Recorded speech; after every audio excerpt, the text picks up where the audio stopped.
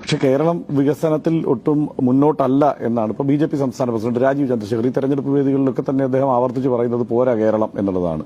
അപ്പോൾ ഈ അവർ ഉന്നയിക്കുന്ന ആ ഒരു പ്രശ്നം അപ്പോൾ നമ്മൾ മറ്റാരെയൊക്കെയോ മാതൃകയാക്കേണ്ടതുണ്ട് എന്ന മട്ടിലുള്ള ആ ഒരു പ്രചാരണം അതിനെ എങ്ങനെയാണ് കാണുന്നത്, അതിനെ എങ്ങനെ പ്രതിരോധിക്കും?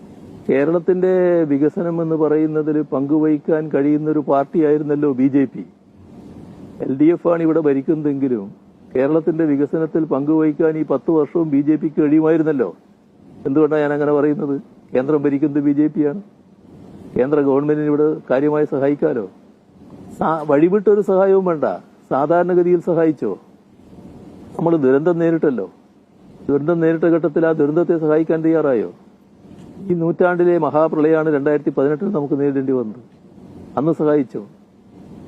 ഇപ്പോ ഏറ്റവും ഒടുവില് വയനാട് ദുരന്തമുണ്ടായി, സഹായിച്ചോ? നമ്മളെ സഹായിക്കാൻ 2018 മറ്റ് രാജ്യങ്ങൾ മുന്നോട്ട് വന്നു. ഞങ്ങൾ സഹായം സ്വീകരിക്കില്ല എന്നാണ് മറുപടി കേന്ദ്ര ഗവൺമെന്റ് പറഞ്ഞത്. അപ്പോൾ ഒരു തരം പകയോടെയല്ലേ സമീപിച്ചത്? ഇതൊരു ഭാഗം. അതോടൊപ്പം കേരളത്തിന് അവകാശപ്പെട്ട വായ്പയെടുക്കുന്നതിനുള്ള അനുമതി നിഷേധിച്ചില്ലേ? കേരളത്തിന് നൽകേണ്ട നികുതി വിഹിതം വല്ലാതെ കുറക്കുന്ന സ്ഥിതി ഉണ്ടായില്ലേ?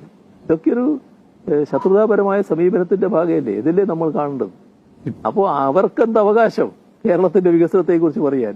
കേരളം തകരട്ടെ എന്ന ബോധ്യത്തോടെ പ്രവർത്തിച്ചിട്ട് ആ തകർന്നില്ല എന്ന് മാത്രമല്ല, നല്ല രീതിയിൽ ലോകവും രാജ്യവും അത്ഭുതാതരങ്ങളോടെ നോക്കിക്കാണുന്ന തരത്തിൽ കേരളം വികാസം പ്രാപിച്ചു വന്നു എന്നുള്ളതല്ലേ വസ്തുത. അതിൽ നൊമ്പരപ്പെട്ടിട്ട് കാര്യമില്ല എന്നാണ് പറയാനുള്ളത്. മറ്റാരുണ്ട് LDF അല്ലാതെ?